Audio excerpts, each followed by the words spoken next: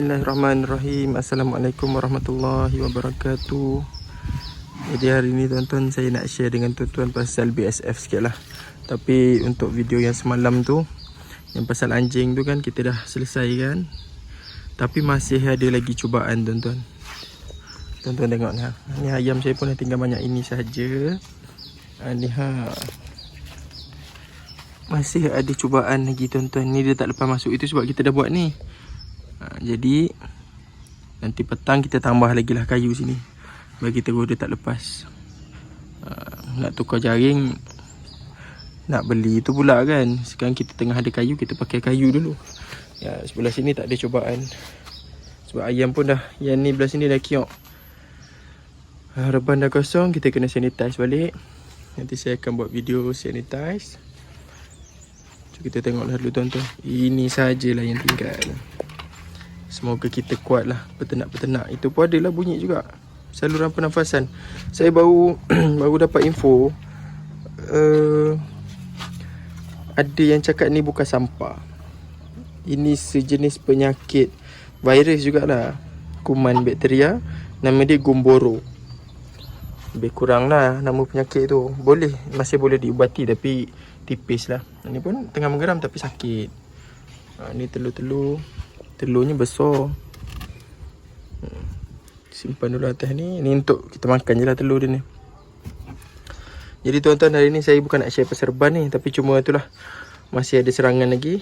Hari ni saya nak share tuan-tuan, kita buat BSF. Jom. Baik tuan-tuan, ni lah kita punya pancingan, tempat pancingan BSF. Untuk kita jadikan dia lalat lah. Maksudnya kita akan kumpul dia punya lava yang pre-pupa dekat sini. Pre-pupa nanti dia akan masuk kat sini kan. Jadi sekarang ni masalahnya tak banyak pre-pupa, sedangkan sisa banyak. Okay, jadi hari ni saya nak share dengan tuan-tuan sebab saya baru belajar lah satu ilmu daripada Sifu jugalah. Punca dia adalah, saya tunjuk gambar ni, tepuk dahi lah dia. Apa masalah dia tuan-tuan ni? Kalau tuan-tuan tengok, memang ada BSF ni, tengok tepi tu kan. Sekejap, tuan-tuan tengok ada banyak. Tepi tu banyak. Tapi kenapa dia tidak menjadi pre-pupa? Jom mari kita kongsi lah juga. Saya pun kongsi dengan tuan-tuan. Dia tak naik jadi pre-pupa, sayang lah. Ini sisa buah-buah yang saya dapat daripada kantin apa semua kan. Jom kita tengok. Ni banyak tu, tengok tuan-tuan tengok. Ni contoh dia. Bawah ni banyak tapi dia dah diam kat situ. Punca dia apa tuan-tuan? Satu ni punca utama dia adalah dia terlalu likat, terlalu basah. Jadi hari ni pun ada anak-anak dia naik kan. Dia boleh jadi besar tapi dia akan mati. Dia tak akan jadi pre-pupa. Punca dia terlalu likat lah. Jadi hari ni saya ada ambil satu barang ni lah. Dia ajar saya, member jugalah. Dia buat cantik lah cara dia pancing, semua jadi. Dia ajar dekat saya, gunakan ampas kelapa. Jadi ampas kelapa ke abuk kayu ke apa, untuk bagi dia kurang likat dalam ni. Kemudian bau dia pun lagi cun lah. Jadi jom kita buat lah tuan-tuan. Jadi tuan-tuan, ni lah, saya tadi pergi kedai santan. Yang jual santan, saya minta kelapa, dia punya ampas kelapa sikit je lah. Yang baru fresh ni, cantik. Bau pun tak ada. Dan masih, dia tak terlampau basah lah sebab dia dah diperah pakai mesin kan. Jadi yang ni lah kita akan gaulkan. Tuan-tuan tengok. Sebab saya tak bagi ayam benda ni sebab yalah, pernah bagi ayam dulu, ayam banyak tak sihat. Jadi kita buat BSF, kita perlu pakai ni juga. Jadi kita pakai ni lah.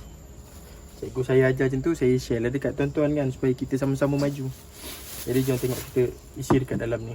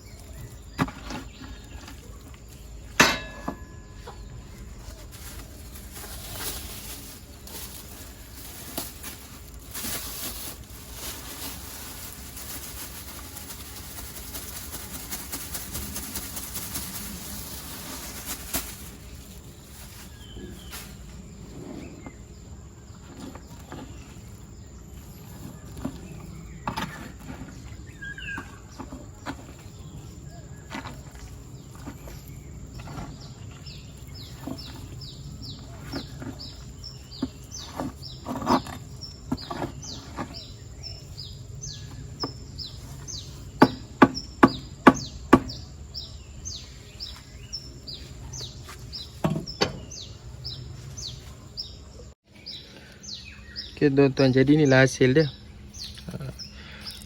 Nampak? Dia jadi kering lah kan. Mana ulat tadi tu. Okay, bila jadi macam ni, insyaAllah lah ulat tu dia boleh migrasi. Dia tak, insyaAllah dia boleh jadi pre-pupa. Dan menjadi pupa, lepas tu jadi lalat. Kemudian kita simpan lah lalat tu. Kalau tuan-tuan tengok tak banyak tu saya punya simpanan.